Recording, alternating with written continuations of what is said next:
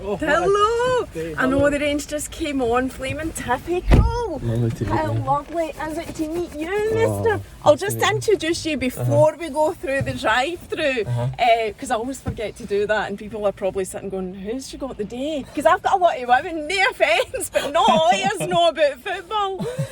So this is Zander Murray, and Zander Murray, good name, by the way. Zander Murray is the first professional Scottish footballer to come out as gay, which I can't believe. Like, I can't believe that's a thing. I know. Do you know what I mean? So, and yet, what I discovered as well, it was only September. Like, that's even more, like, mind blowing. So anyway, now that everybody knows who you are, I'm going to, I mean, maybe a lot of people do know you, because I also saw that you've been on Lorraine. And you've done a lot of BBC like interview. You've done loads of stuff actually, which I didn't know when I messaged you. I didn't actually know that. Like, wasn't it? I did my research after I messaged you, which probably wasn't the best idea, but it was. Because what prompted me was the whole Qatar thing. That was what prompted me. And we will talk about that. When this goes out, the World Cup will have kicked off, because it's Sunday, isn't it? It kicks off. Sunday. But this will go out, but it'll be on YouTube Tuesday night and out on Instagram on Wednesday morning, so it'll already have kicked off. I'm not really sure what we're allowed to talk about in terms of that, but you can keep it right, because I know there's a political situation. But we'll get a wee Tim Hortons. We will actually do the drive-through. Are you comfy enough there? That is as far back as the Your seat car goes. is spotless, by the way. My friends was like this. Wow. Listen, I had to hoover it this morning, because my Wayne comes out of school and goes through the mud, and I'm sick of telling her to stop doing it because it leaves mud on the car there. So I had to hoover it this morning, so it was nice and clean. But as I always say to everybody, Zander, you can't have people getting into your car, being kind enough to give up their time to have a chat with you, and your car's mock it. You just can't do it. Every time your people come into your car, you always go, right, okay, just go make it spotless. Let's have a look, it's so busy here because it's Friday. Everybody has a wee Tim Hortons treat. What's your drink? I'm a decaf man now. I can't have any normal coffee. What, because of the sport? No, I just can't handle coffee anymore. Oh, really? Aye. Well, so you're a decaf, but so am I, because I have already had my caffeine this morning, so I can handle one. That's it. If I had any more than one, I'd be awake till next Tuesday. So I do need to have a decaf as well. Are you normal milk or? I like a wee fancy milk, What are you, oat milk? Oh, have we got oat milk here, I'm sure they have. I usually get coconut, but I'm sure this coconut. is oat. Aye, they've got coconut here. This person's letting me in. I love How the colour kind of that is jumper, that? by the way. Thanks very much. The lady in Costa said that this morning as well. And do you know, it's got like short sleeves. And I was thinking to myself, is this too summery? But then we need a bit of sunshine, don't we? We need a bit of sunshine. The weather's absolutely shocking. So you can tell us a wee bit of your story whilst we're waiting. So I do want to ask you, obviously, about your story. I do want to ask you about mental health, because you are quite open about that as well. And I do want to talk about the whole Qatar thing, obviously. So, I'll wait I'll order these. You want a wee medium? Have a large if you want. A wee medium decaf. Hiya, can I have 2 medium decaf coconut lattes, please? Yes, that's it. How hipster. Is that okay? Thank you. Oh my God, we're getting drunked ordering that. So the first question I want to ask you before we start at the beginning, before you came out, did the gaffer in the club, you better say what club, is it okay to say what club? It's Gala Fairy Dean. That's it. So we're in Cumbernauld, Gala Shields, the borders, that's quite far away. It is far away. That's just by the by. So did they know before you came out, did they know that you were going to do it? No.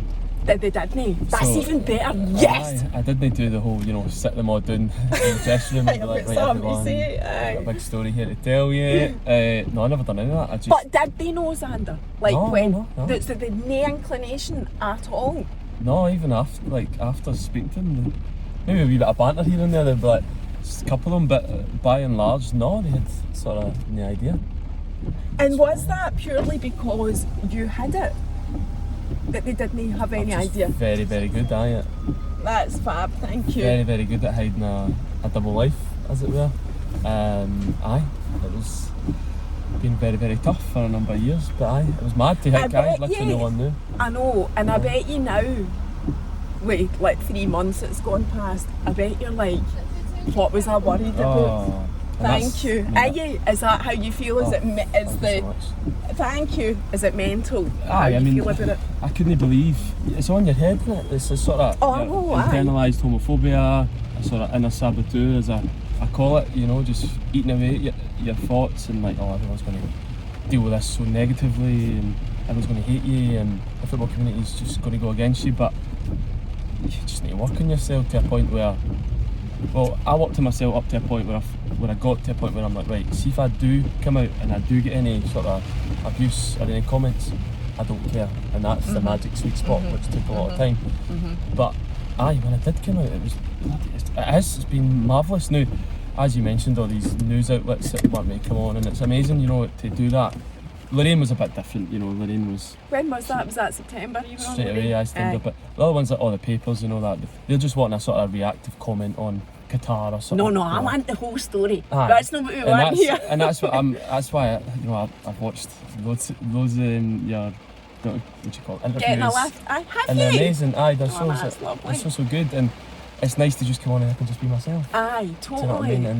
And sort of just wanting a wee reactive comment for a headline as such. And do you know, when I was looking at your stuff, I did feel that's what it was. It was a wee bit of, and I don't mean that's offensive to any of the news outlets, but I felt like it was a bit like headline chasing rather than actually getting to know the guy and what the actual story behind it was. Not that I'm saying, oh wow, look at me, I'm getting this, but you know, it is just nice to have a normal conversation about it. But the fact that, so see, even like you came out of the club, didn't you know? Did your family know though? Aye, so I came out to my close friends and family April 2021. So that even that's quite decent. Aye, and then slowly but surely sort of... Because you're 32, aren't you? 31 nearly. You look so young, you don't look that age. So do you look thanks. Thanks, that's that. So I came out when I was, so April 2021, how old was I? 29. But no one gives you a gay rule book in regards to, like, coming out's fine, brilliant, you've done that. But then there's another side that I just was like, wow, like actually accepting yourself, like walking about the street with a boyfriend or sitting in a cafe with like your queer or gay pal and you're talking about like gay culture, for example, like RuPaul's Drag Race. So my gay pals are out and accept herself for years and they're loud and talking about it and having a laugh, and honestly I would be like last year, like shit, seeing them talking about it, I'm like, who's watching? An everyday football community, you know, just so in the closet still, even though I was out.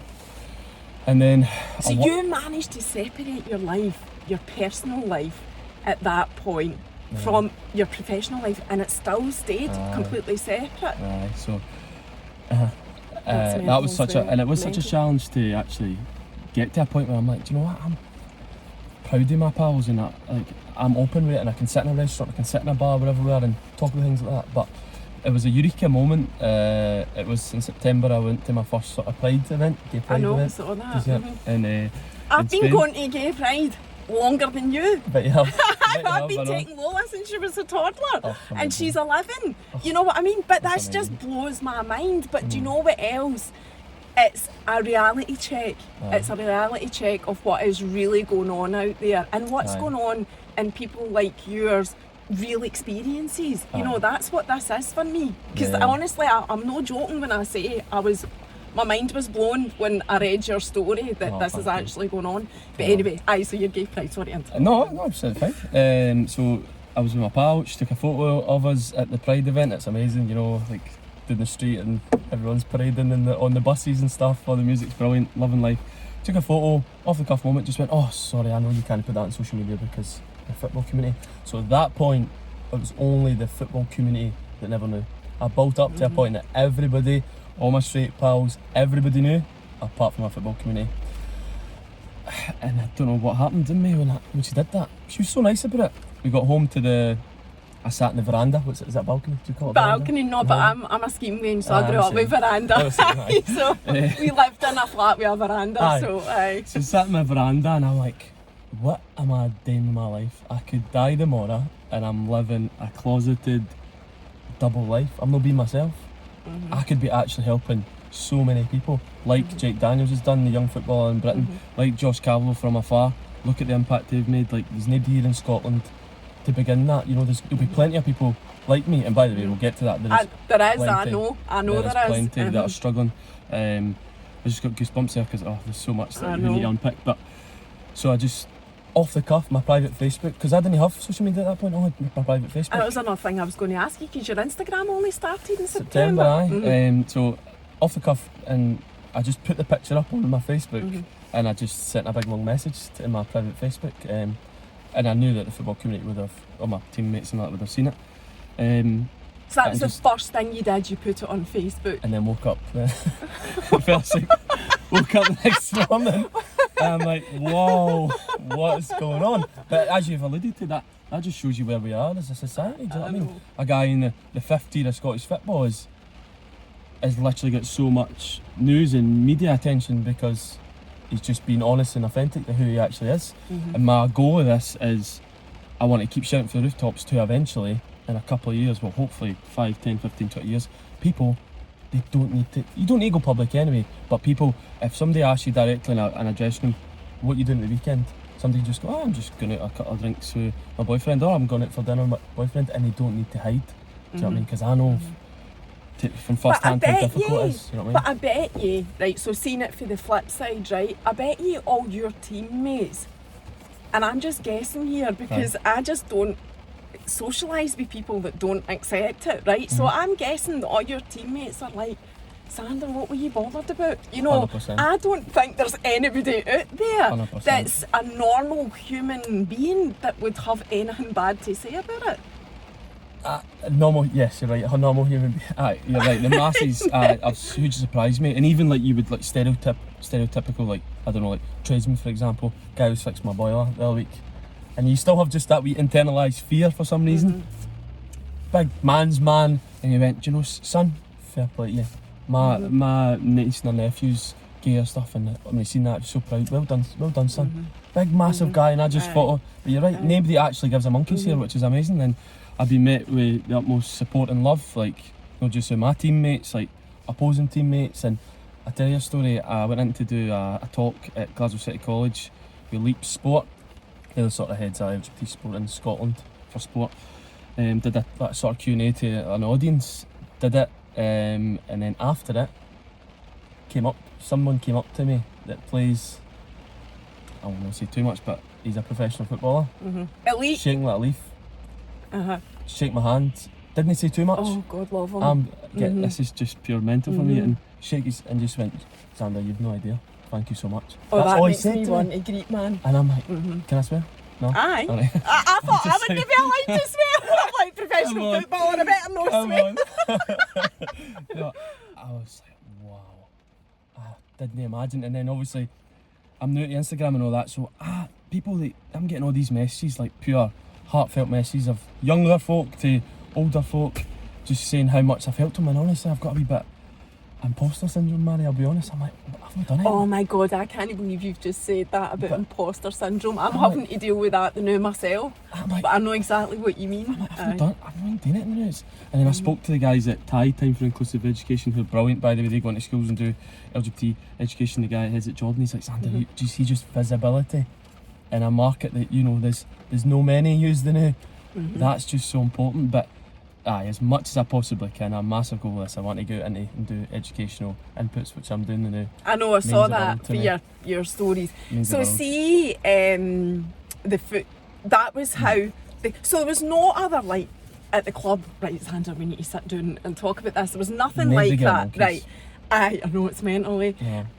So they found out through that Facebook post that you did. And what was the reaction? So when you say you woke up that morning, I have got so much to ask you, man. Go. When you woke up that morning, you were like, oh my God, what was it that blew you away the most? The intensity of the... Just people reacting, sharing it. Was it shared because you a private page? Can they share it? I don't know, but I didn't realise I had a few, like, just so the amount of like likes and comments I got, and then I must have had through when uni, whatever, people that were studying journalism are now journalists. They caught on to it as well, so they've fed it for people, so I'm getting phone calls and texts of them like, oh, can we share this story, blah blah blah blah blah. And then my football team are messaging me just like, Zander, love you to bits, don't care, like, just be you, blah blah blah blah. And it just got crazy to a point that when I came back holiday, I was like, right, I'll need to, I think there's a sort of key message to convey. I'll be honest, I've never really, what's my opinion on social media in general? I think it can be so powerful, but for me personally, back in the day when I had Instagram and all that, I was unfortunately just comparing myself with others, and I felt like my life was just lacklustre. And maybe being in the closet and being, you know, we'll talk about mental health later on, but, you know, having probably quite a negative mindset for quite a while, I thought, you know, oh, it's just not for me, it's having such an impact, these people are having amazing lives and blah blah blah.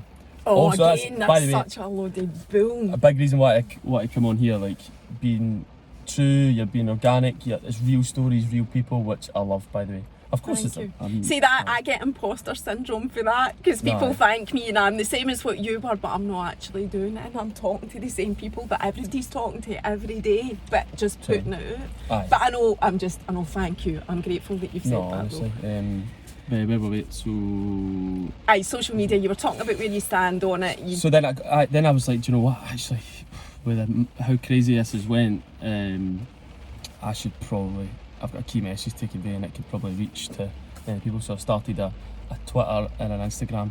Instagram's a bit nicer, Twitter's a bit dodgy, innit?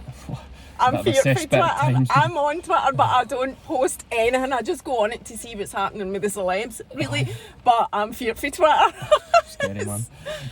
And then the club, luckily I've got a guy, one of the board at my club, he's high up in the Sun, and he was like, Zander, if you feel comfortable, I think this could be a powerful message for Scottish football. But he didn't force me. Like, I know Tam so well, didn't force me, club never forced me. And then did that come out first before I went in and see my teammates, because I was still just back from holiday. So do you work full time and play professionally? So how does it work? So I play part time. I've been a school career advisor for 6 years. Recently left that, and now I'm working with a family because my present life at the moment, Mary, I could get called into London here and there and blah blah blah. So or the Nald. Oh, the Nald, see Nald. See Nald. Love a bit of the sea Nald, by the way. Plenty of family here. What's it called? Love it. Oh no, don't say that, but I've had a pound for every time somebody said that. What's it called? I'm not fake Cumbernauld though. You're, let me guess, somewhere no far from here though. Well, it's still North Lanarkshire, I'm from North Lanarkshire, Oh God, you're going to get offended with us. What were you going to say? Five? I thought Falkirk or Stirling or something. No, Falkirk, most people, well, I was going to say everybody, but it's not everybody, but a lot of people say, and you know, you gone there, At the Falkirk, people say that. Right. Hard Hill, actually, is where I'm from. So the absolute arsehole in North Lanarkshire. But I never hide it. I don't lie about when I'm fair or anything like that. Right, but I was only there till I was 14. Then we moved to Livingston, and I worked in Edinburgh most of my working life. And then I met Keith and ended up in Glasgow, then here. So But anyway, we're not here to talk about me. Back to you. So I'm working with a family company now, which is brilliant, you know, because they're flexible and my life's just turned completely upside down. Is that because of coming out that job, or is it just a pure coincidence?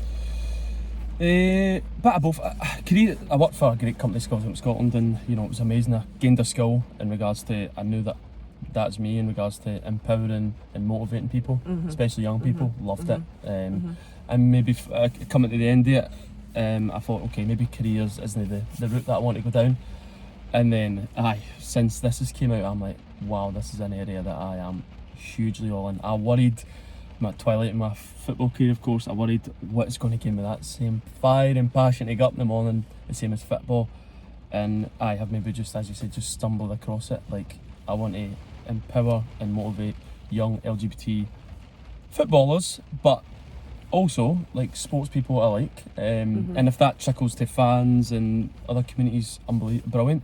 And I want to help current players be their authentic self and getting involved with any sort of platform like this one, or create ones if maybe in the future, then I definitely will. I'm so passionate about helping people now that I can see the reach and the sort of the ripple effect this has had for me coming out. Now I can see it, like, wow, I was blown away. I didn't expect, I'll be honest, I just thought me coming out, football community would know, great, respect me, and that's me, and myself. you would just feel that you were being yourself. Didn't expect this madness, you know.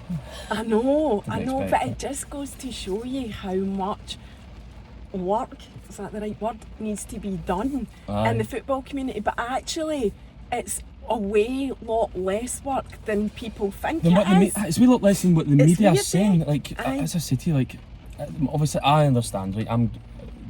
Media outlets and news outlets, they want me to be reactive on things. They want me to comment on people that are saying horrible things about the LGBT community, blah blah blah. And I'm feeling a wee bit, but I'm like, seeing Scots. Are people saying bad things about the LBG community or LGB community?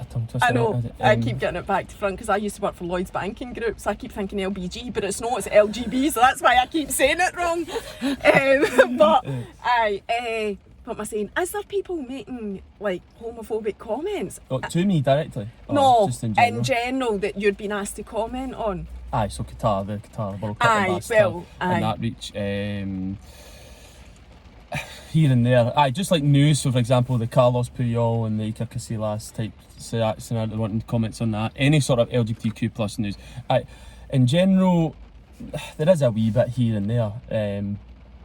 But as I said to you, I want to just sort of highlight as well the positives as well. But see, to be honest, and I find myself always saying this, it's not really specific to, you know, the any sort of negativity when you put yourself out there isn't specific to you because of you're gay. It doesn't matter.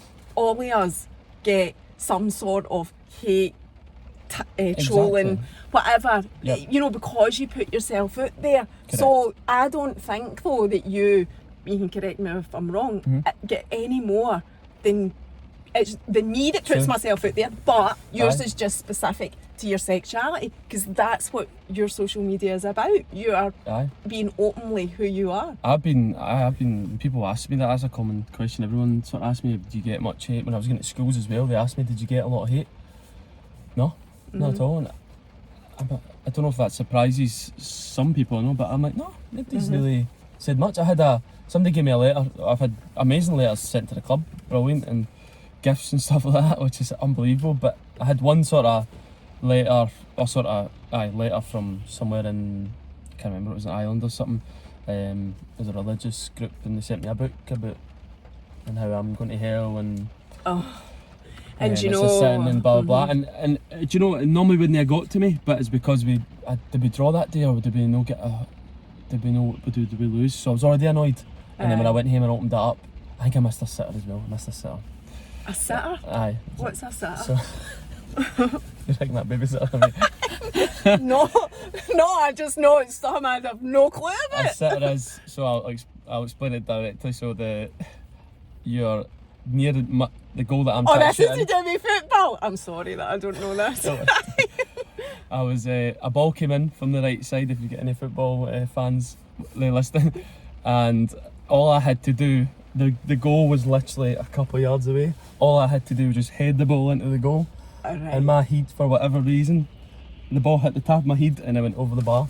So I was already annoyed, right? And so a sitter is a shoot it in, basically. That's what that means. An opportunity you shouldn't have missed. That's what they would say. But then again, I'm totally against that. You know, that's what was meant to be. The universe said that was what was meant to be. True, very true. Anyway, so you were annoyed with that. Anyway, and then I was annoyed anyway with that, and got home and seen the letters saying I'm going to hell and it's a sin and blah blah.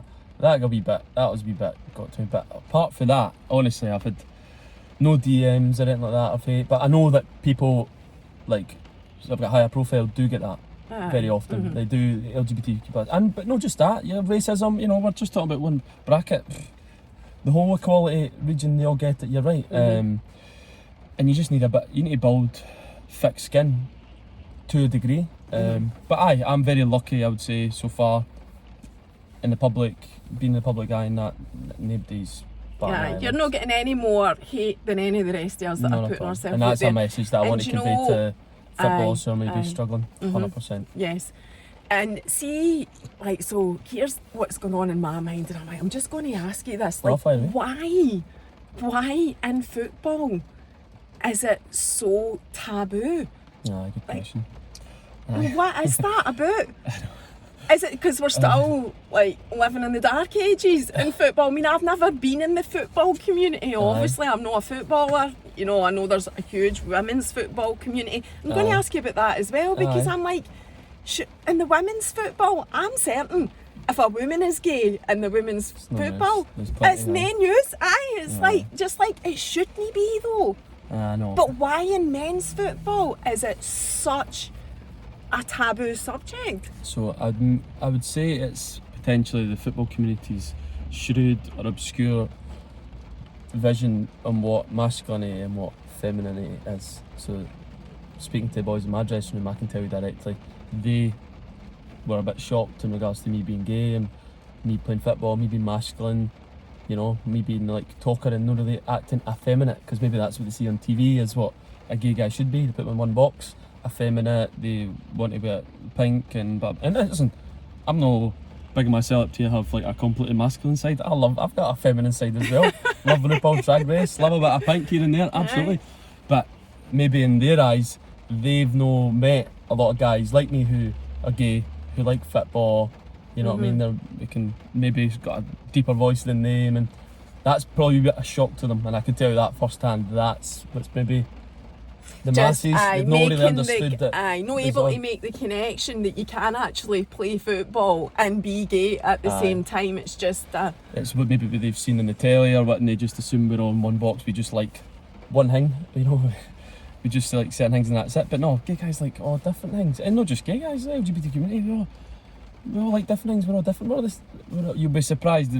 That's what I say to the, well, no, really, I don't say to them, but we're very, very similar. And all the gay footballers, all they want to do, who are struggling in that dressing room, they just want to be accepted. And I hope we get to a point where they can just be themselves, because they'll be surprised, the gay footballers, because everybody will treat them with respect. It'll be a shock to some of the boys' systems, like, because I've not met someone yet, but all of them come round.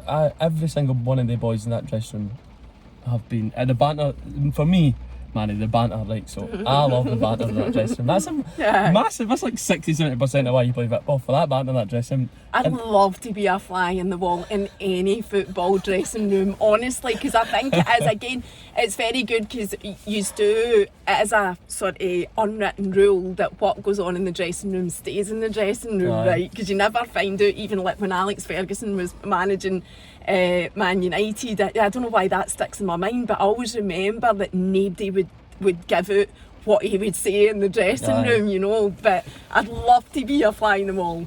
So tell us about the banter without giving too much away, because I know it's an unwritten rule that you don't tell us. Like, I'm no quiet in that dressing room, Mary. I'm probably one of the louder ones, and probably a bit of a leader, I would say. I help the younger folk, and you know, I help them with if they're low in confidence, things like that. And maybe that's something I struggled with in the past. I thought, if I came out, are they still going to treat me with the utmost respect and stuff?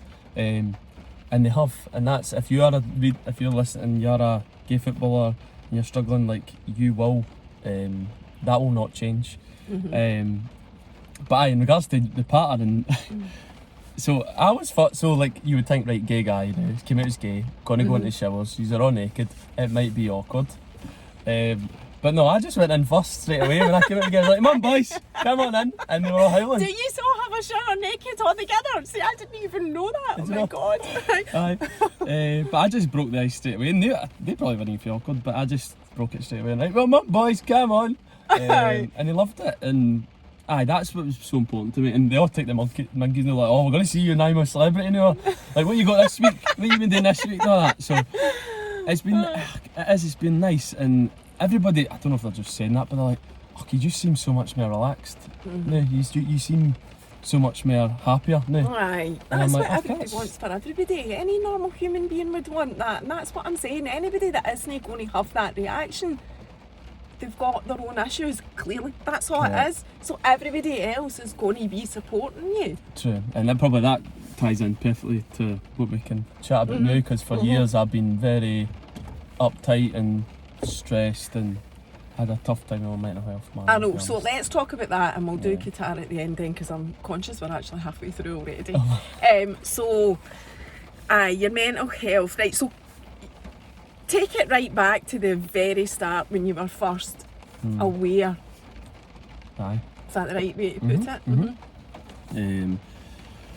So being in the closet and they sort of, and my mental health sort of tie in closer together, I'll be honest and say that. Oh, totally. Suppressing who you are, of course it's going to affect your mental health. And it only took me till last year to fully understand that. I would say beginning at like 13 with the hormonal changes in your body, when all the boys in the dressing room were talking about, remember the Nuts and Zoo magazines back in the day? Aye. Like softcore type magazines, just like in the bikinis and that. So all the boys were talking about the magazines in the dressing room. And they're amazing, blah blah blah blah. So I would take them home and look at them, I'm like, what's going on? Why is this not doing it for me? What's wrong with me? Like all my pals are footballers, I'm like turning my head out, I'm like, oh no. And then fast forwarding up to like 16, 17, and then when you begin to know, okay, I now know what's wrong with me and I am different for every single one of my pals. Where did you grow up? Baillieston, East End of Glasgow, Stab End as you call it. But I've moved a bit now, my family call me posh now. I know, you've not got a Baillieston accent, definitely no. And they see when I do interviews and that, they're like, what's wrong with your accent? What are you doing? Why are you talking pure posh? Like, they don't know the real you. I'm like, well, Mark, this is how I speak, that's my brother. So then growing up, I unfortunately had that ties in me as well. I had a family bereavement when I was in my teens, which had an impact, and then a couple of sort of maybe distant family bereavements, uncles or grandpa here and there, that had another impact. And then maybe 18, 19 was when I started to get panic attacks, which I didn't know what they were at the time. Which I kept thinking was like a heart attack or something. I was just going to say, you thought you were dying. Many times I went into the ambulance and then I could tell what they were. It was so difficult to comprehend. And then try and fast forward into 18 was when I was playing with Urge at the time, professional, and it was just such a tough time. I had a girlfriend, but I knew I was gay, and I just hated that I was gay. I hated myself. And football took a sort of bad turn. I got an injury, got told I couldn't play football again, so I went off the rails. And then left football, went off, I wouldn't say off the rails, my dream was crushed, so I was like, what do you do? Aye. Done a season in Magaluf. Only lasted like a month. I was like, what am I doing? I need to get back. What were you doing? What do you mean season? Were you doing the whole... I was a sun care advisor. Right. I remember sun care, aye. I used to go in... I can't believe I'm telling you this. I used to go in 18... I can't believe I did this at 18-year-old. I used to go with a wee speakerphone into the hotels in Magaluf, stag do's, hen do parties and all that, and you're standing up. 12 PM, everybody's half cut. Hey, good afternoon, my name's Zander Murray. I'll be your sun care advisor today. My job is to make sure you stay safe. You do it so well. The sun, and most importantly, prolong that tan. All of them are like, wait! Oh. Anyway, so it only lasted a month there. I came back and I was like, right, I need to get the thing out. What am I going to do here? So I didn't pay attention that much in school because I was just so good at football. And then worked for the bottom for college, went to uni, got a business degree, and then done a postgrad in psychology, and I know, just speeding that up. You've got a postgrad in psychology? Aye, in career guidance. That's where I went into. I was a career advisor, but sorry, I'm just speeding that up to through. Once I came out of uni, and I started my big boy job that society tells you to get and things like that, and then through uni, like, I don't know what happened, eureka moment with my hip, it just started, so I started playing football again, and I was like, oh god, so I jumped right into that job, government job, big job, great money, brilliant, busted my can I say busted my balls? Alright, you can say anything you want. It was me that was worried about what I should say, you don't need to worry. Busted my balls with that job, gave everything, and then outside of it, I was back in the gym, and I was back playing semi-pro junior football back in the day. And then February 2016, I remember in a gym with my pal, and I was just taking my top off and showering, and I'm like, what's that in your back? I was like, oh, just a couple of spots, whatever. And then next day I had a game, and then I came home and I had a rash, just up and down. Went to the doctor and you've got shingles, and they depict it, and like, what have you been doing? And then basically that time I was Stress training related. 7 days a week. I was training, but fighting with that I was fighting with that masculinity type, because I was like, I'm no gay. So how was I combating that? I was battering the gym, all the masculine type things, trying to be a lad, you know, and no really just being at peace with myself and trying to accept myself, which through stress I got burnout. So shingles led to burnout, and I had to take like a month off that work, which I was on a trial period at it, so I was stressing out because I didn't take one day off at that time. I pure wanted to be successful, and it was a horrible period because I just couldn't, and I was getting panic attacks during that time as well, just completely gassed out, and at that point I was like, what is going on? I was trying to do so much research, but I just still wasn't registering why I was doing it, and that sort of loop, The cycle for a better term, happened continually through my life, right up until maybe last year. I started to get a bit better when I fully came out and fully understand the cycle and why it's happening. So and then 10 years you lived like that? I would say 5 years, 4 or 5 years. Still that cycle, and it just shows you, like, if you're not aligning, if your physical, emotional or mental health isn't aligned, or if one of them's no good, like, it's going to have an impact on all three of them, you know. And there's no doubt, you know, family bleed. So obviously I've done a lot of work on myself. And you still continue to do so. I've seen that. I've seeked therapy, meditation. I do a lot of journaling, mindfulness, and like, I'm not just blowing your trumpet here, but like real seeing other people, like knowing there's other people out there in social media that are like myself.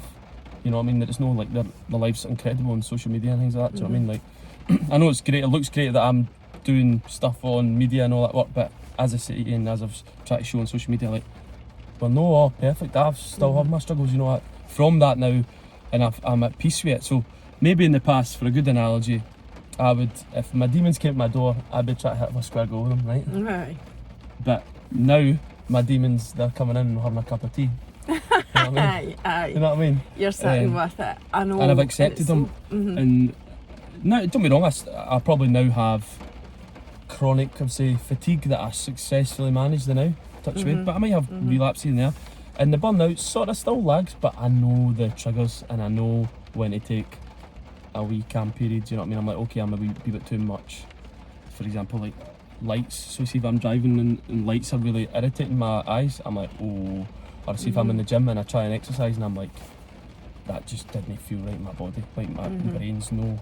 I'm like, right, that's it. This week's off the cards. I'm taking it easy, which is brilliant. I've got to that point because those periods, obviously, when I was younger enough, there was no way out here, and it tied in with being in the closet for so long as well, and being quite masculine. I didn't have a lot of role models growing up, but I think for the younger generation nowadays that are LGBT, specifically if they're a gay male footballer, what other aspiring to be, they've got role models now that they can look up to and like, God, look, there's somebody I can aspire to be. And I just wanted to, that's why I took the leap, and that's why I'm going public with it, which, as I said to you, you don't need to do that. You just need to be open with your therapy process. I know, and it's happened by accident with you, because you didn't know this was going to happen.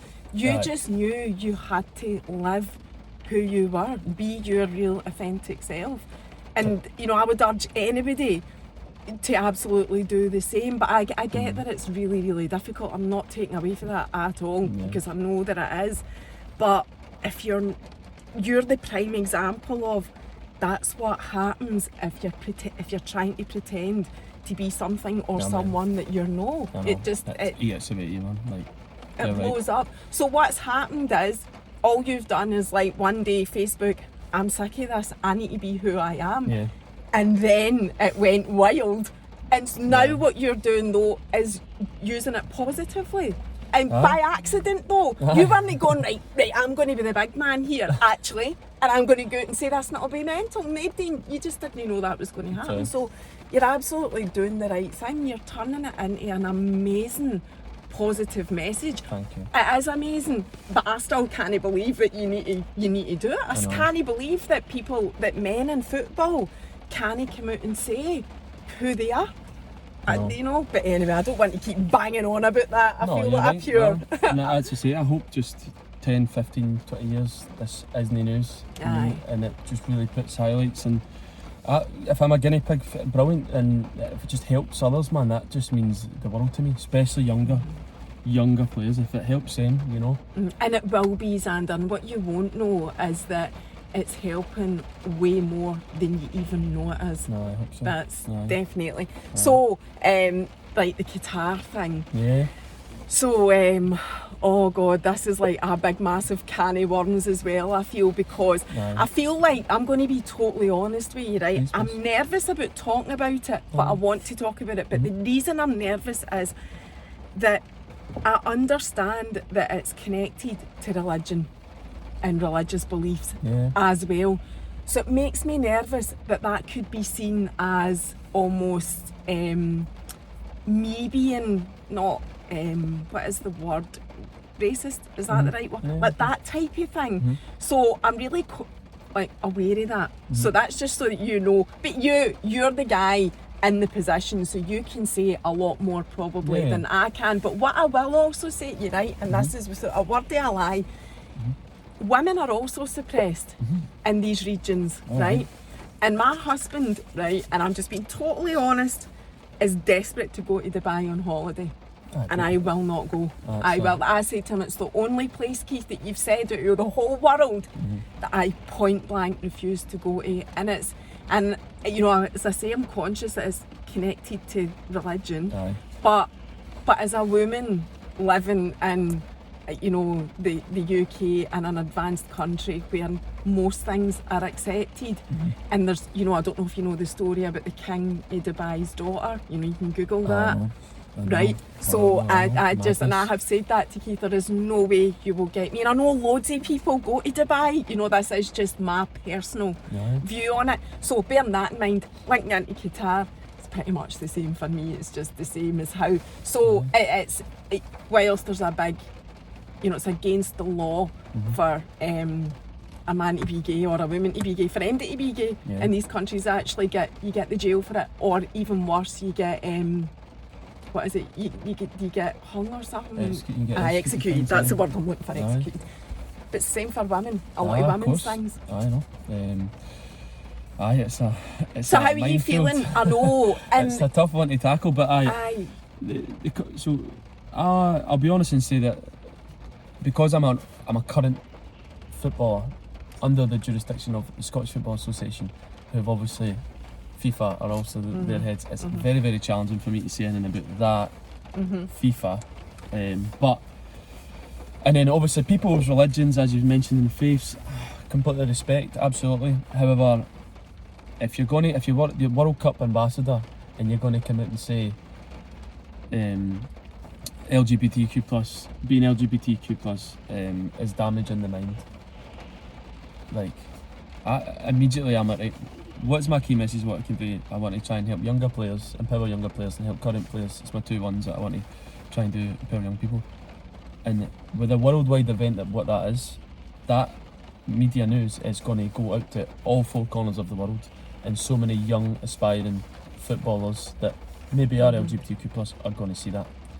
And I'm like, okay, I'm in a position here that I could just sit back and be fine and not take any flack from it, and just disagree with it, but no day in. But I'm a Stonewall champion, diversity sports champion. I've lived in the shadows for long enough, and I know if I was young and I was seeing that would hurt me so much. I'd be like, oh my goodness. And I'm like, imagine being a Qatari, a young footballer that's Qatari, that's LGBTQ plus, and your high-end officials saying that. Like, so I just thought, do you know what? No, I'm coming out, and it's probably I go against the grain. Did I get advised not to? I don't know, but it's Leon Goretzka, the German player who's playing in the World Cup. Is he going? He's there, but he spoke out against what the comments, which is amazing. And I mean, you can't. Hopefully, I'm hoping that FIFA would have more in the future, have more stringent measures of who to host a nation with. Now, and that is really so what it comes down to, isn't it? It is. So you're not throwing shade in anybody's beliefs or faiths or whatever. We respect that, but I suppose it's like everything. There's a line though where personally, like, it does upset me. I do feel quite offended by it as well. I'm not even a footballer. But you're right, it's not just, as you said, it's not just LGBTQ plus rights, it's the women rights as well. So Qatari women can't, so the fan zones, women can't actually go in and watch the games. Qatari women can't go in because that's the beliefs. Women, the migrant workers, like how many migrant workers have passed away as well due to the construction of the stadiums and things like that. Over 6,500. I didn't actually know that. But you're right, and unfortunately what World Cups do, it puts limelight and spotlight on the country as a whole, do you know what I mean? Legacy of such events, do we hope that they would change? Absolutely. But we can only shout from the rooftops. If they want to host a worldwide event, it's the most watched event on the planet, isn't it? The World Cup. Then they really, FIFA, they're the one that they really need to relook at what they're doing. But Stonewall are doing an amazing thing. They're trying to fill a virtual stadium of 80,000 people. That's equivalent to the World Cup final. To stand in solidarity with the LGBT Qataris. That's amazing. That is amazing.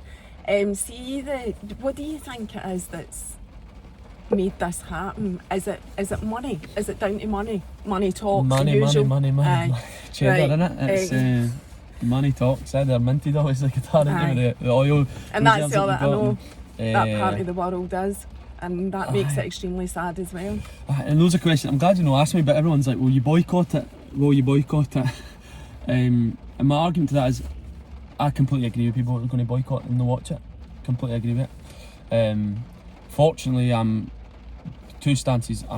I've openly I'm condemning the comments that World Cup ambassador made, and I'm making aware of. I'm no for I'm standing in solidarity with the women there and the migrant workers, and secondly, promoting that virtual stadium, trying to get standing in solidarity with the LGBT Qataris with Stonewall. Is anybody going to take me away from Messi Ronaldo's last World Cup? Take me away from watching that? No chance. I need to see that. You know what I mean? Look at you, your eyes, your puppy dog eyes.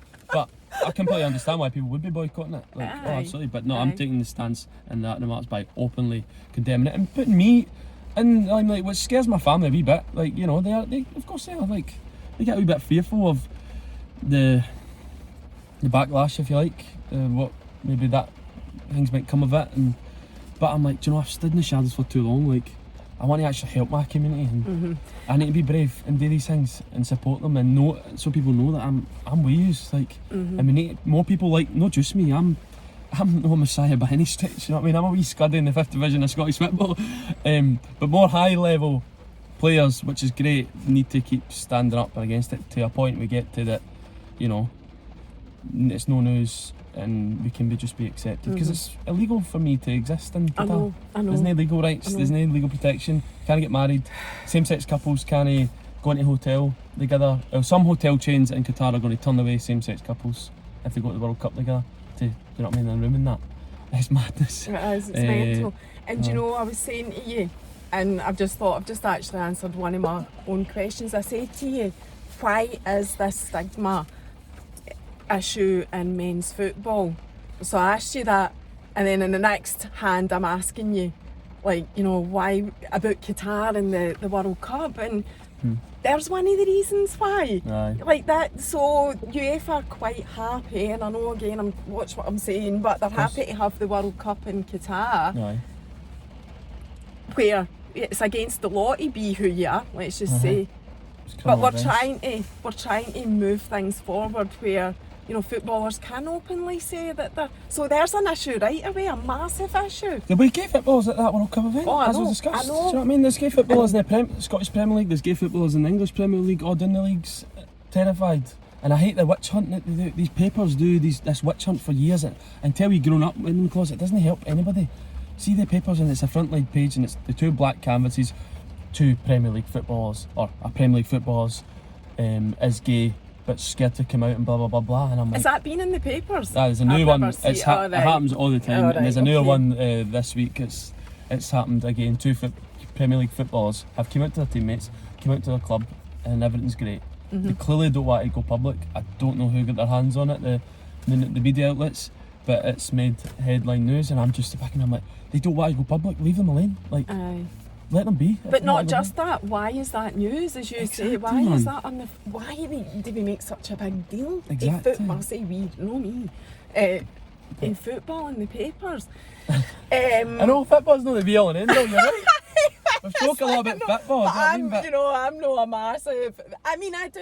It'll be on in my house, Zander. There's no way that my husband will not be watching it as well. Right, He's like you. It will be on in my house. I'll not be watching it. I think not because I'm boycotting it, because I just don't really have that much interest in it. Soz.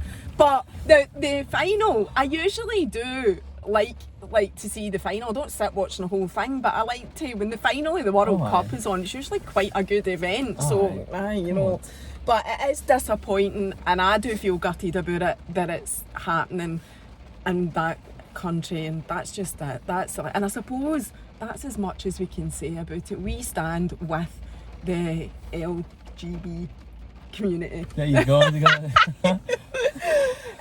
So, just in the last 10 minutes then, I'm glad that we have had time to ask you about this. The Stonewall UK, you're an ambassador for Stoke, which is amazing, incredible, congratulations. So that's happened as a result of you coming out as well. They just said, look, by the way, I've got my seatbelt on. Why have I put my seatbelt on? I never even noticed that. I would have told you to take it off, get comfy. You're right, your balls. They just said, look, the things you're putting out, it's like authentic, you're being yourself, it's really hitting the mark. And they went to that event that, I met the football at the end of it. That you were saying. And they just asked me, do you want to be a diversity ambassador champion, diversity sports champion, and read about it and read what I'd be doing and involved in, and I'm like, that's exactly what, that aligns with my values and visions. And then closer to home, TIE, I need to mention TIE, Time for Inclusive Education. So they're a Scottish-based charity that are funded by the government. They go into schools, they train teachers, and now we're sort of going to be doing football workshops. Can I mention that? I can mention it because it's just about getting out late. So I went in this week to my first primary school. So that was me first time as an out person into a primary school, and it was just worked so well, the workshop. Like, basically it was around football and being LGBTQ+, and they never knew who I was. And then it was came up on the screen like, what questions would you say to a gay footballer? So they're all in groups writing down post-it notes, and then Graham, the facilitator, went, well, you're in luck. We've got Zander here. Zander Murray. I'm like, it was just so powerful because they didn't know it first, and then they seen it, and then so I just took a couple of them and then they answered them, and just what with that school, Castletown Primary, by the way, incredible. Where's that? Castlemilk in Glasgow. Oh, did you say Castlemilk Primary? Is that what it was called? Castleton. Castleton, that's why I wasn't sure. Right, okay, Castlemilk. So that's so quite the heartfelt. Sorry. I was just going to say about the area. That's no like an affluent area. So that's where you want to be. Going into. 100%. Schools and with I these was messages. Just so impressed with it. Even the groups of boys, like just pure banter and just asking me like really heartfelt questions. No, as if like feeling awkward or anything. They were just like, "How was it? How was it before?" And these like P6 kids. Like, how did you feel like after it? Did you get any hate, or has it been positive? Like what's been happening? I'm like, this is just incredible at primary 6 level. These kids are, and all they cared about at the end was like, can we play football at the end? So I put the video. Like I just got sent videos this morning and yesterday for the school, and Graham for TIE. I can put them on my socials. We went in the gym hall the last 5 minutes and just got a kick. That's amazing. And signed autographs, and I was. But do you know, and that's a lesson to all of us, or how good they are, kids in schools. Because I know myself, my daughter's in primary 7, and there's, they are taught from a very early age about diversity. In terms of relationships and accepting everybody and blah blah blah blah. I've talked about this before. Marrying does not bat an eyelid. And it would do well for a lot of adults, regardless of what area you're in, regardless of that, to take for the kids. And see the good that you'd be doing to your pal, that young person that your pal's maybe scared in the closet, and it's tough. It's finding it really, really hard to come out and be themselves. See the good that these conversations are being had, and people aren't being homophobic in the playground, in the classroom, in the changing room, for example. When I'm going to obviously retire in there, so I've got to mention we're going to go into football clubs and do football workshops, and I'm going to get involved. Are you retired now? Did you say? No, I thought that's what you said there. You're still playing. You're going to go into clubs I've got into with Thai time because of education. Going into academies, which means the world to me. And two main things why I want to go in is, one, if that helps that player and that who I'm speaking to, who is struggling and he knows they're different, brilliant.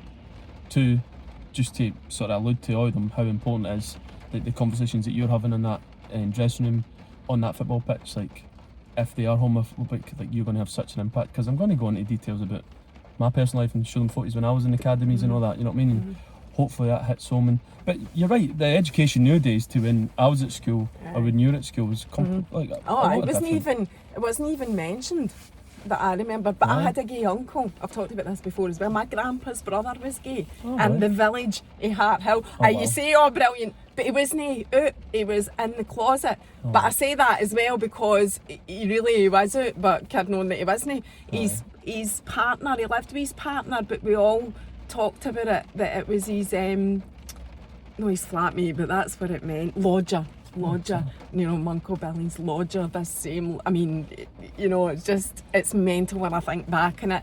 The only gay in the village that can carry on, obviously, wasn't he? But, and it wasn't till I grew up and got older, and he was still with him before the two of them have passed away now, but he was still with him. It was really, really sad actually when his partner died, so sad. But anyway, it wasn't until I got older and was reflecting on it, I was like, oh, right, so, you know, and the penny dropped. But I thought, how sad is that? Because of the way society was, that I had to live a complete and utter I know. There's been so many, but they still lived with him anyway, so it wasn't a complete and utter There's been so many moments, like, it's hard to in an hour conversation to depict, you know, what helped me through the years, but there's also been a lot of things I've seen on the telly or like documentaries, real documentaries. There was one on Channel 5 years ago, and last year, a couple of years ago, I watched it, and it was a guy who was mentioning he had a family of three, and then he knew he was gay, but he had a family of three, and then he had to tell his kids and his wife, you know, that, oh no, I'm gay, and I'm like, I watch him, I can't do that to somebody. I can't do it, you know what I mean? I need to pluck up the courage for somewhere, and things like It's a Sin. I don't know if you watched that on BBC. It's a Sin documentary. No, I don't think I did. It was just so important. Heartstopper's the one on Netflix they're all talking about the new, and these types of shows that just really hit home. Had an impact. Aye, to get me where I am now, and they hide so it now, good. and I'm myself, so aye. And you're proud of yourself, I hope. Aye, the conversations in this brain nowadays, the inner saboteur is, you get it, we have good days and we have bad days, but aye, by and large, the conversations in my head now are positive and happy and good. And you take the time out when you need to take it. Right, I want to ask you one more thing. Finally. The SFA, where do they stand on it? Have you had support for them? Have they been in contact? What are they doing to support this whole situation that exists where people are scared, in inverted commas, to be who they are? Aye, they've been really good. Aye, spoke to them a lot. Got another meeting with them and their partners on Wednesday in Hampden. So they're totally engaged with trying to change the way that it is as well. Aye. Because surely, I'm no rocket science when it comes to this, but surely you're going to get a better performance out of somebody who is able to be themselves than you are out of somebody who is living completely oppressed. Surely, and I'm just an old mo in Cumbernauld doing a bit of basic science there. Surely that would be far more conducive to the game. Mate, yeah, they didn't hire you. That's incredible. That was brilliant. I should be a politician, actually. That was absolutely brilliant, Manny. What? I don't know what to say. I'm just so impressed. Agreed. You agree? Well, listen, I'm glad that they are anyway. They are. I did want to ask you that they're supporting it and whatever. They've been absolutely brilliant. PFA as well, Players Football Association, who helps players directly. Dave McCracken's been incredible. He was the one that put me in, got me in touch with Ty, that company. Meet with them quite regularly. Scotland has been magnificent in regards to my area and coming out, and I've touched a wee bit about on my playing career. Obviously, it's had such an impact. I've been so in the closet, and whenever I had an opportunity to play higher, I've shat the bed for no better term. So I hate saying it because you're such a gorgeous lady. Oh, he's so sweet. That's a good one to end on because we've got like 40 seconds now. Thank you so much. And I'll be talking to you again when you come and tell me that there's loads of people came out and been themselves, and I'll be so proud of you. I'm so proud of you. Thank you. Thanks. Right, see you next time. Bye. Bye.